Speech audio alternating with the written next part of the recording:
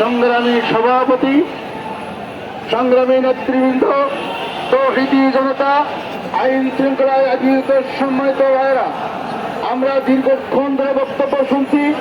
আজ গোটা বিশ্ব হতভম্ব হয়ে গিয়েছে যে মাকতুবি আলাইহিম, যারা লানতপ্রাপ্ত অভিশপ্ত সবচেয়ে নিকৃষ্ট জাতি, সেই ইহুদি জাতি আশ্রয় নেওয়ার নামে আরবের বুকে তারা আজ উড়িয়ে বসেছে।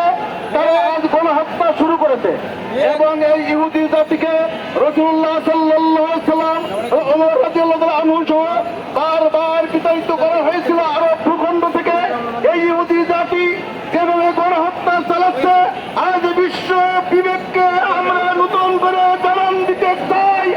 আপনারা ওই ইসরায়েলের বিভৎস চিত্র দেখে তাদেরকে থামিয়ে দিন।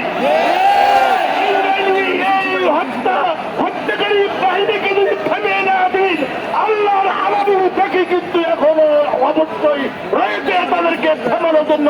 বিশ্ববাসী নেতৃত্বে ইসরায়েলকে অবশ্যই আল্লাহ তাআলা ধ্বংস করবেন ইনশাআল্লাহ।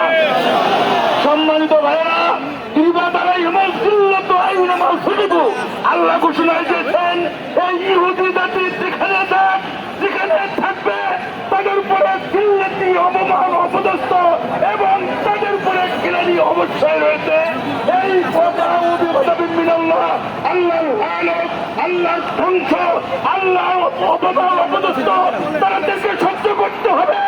তাই আজ আমরা বিশ্ব মানুষদেরকে বলতে চাই, মুসলমানদের মনে হয় মানবাধিকার থাকতে নেই।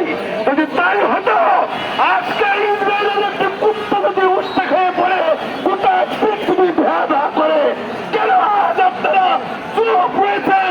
অবশ্যই আন্তর্জাতিক ওলামা কাউন্সিলের ফতোয়া, গোটা বিশ্ব মুসলিম ঐক্যবদ্ধ হয়ে ওই জাতিসংঘ সহ আপনাদেরকে অনুরোধ করছি, আর বাংলাদেশ সারা বিশ্ব পুজো উঠেছে, আর কেন একটি বোমার আঘাত যেভাবে আমাদের ভাই বোনদেরকে ধুনিত তুলার নেয় লাশ আকাশে উঠে, আর যেন উঠে না লাগে।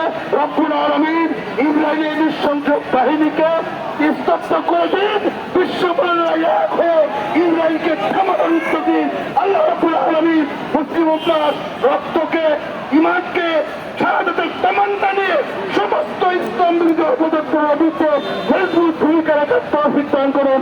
আসসালামু আলাইকুম ওয়া রাহমাতুল্লাহ।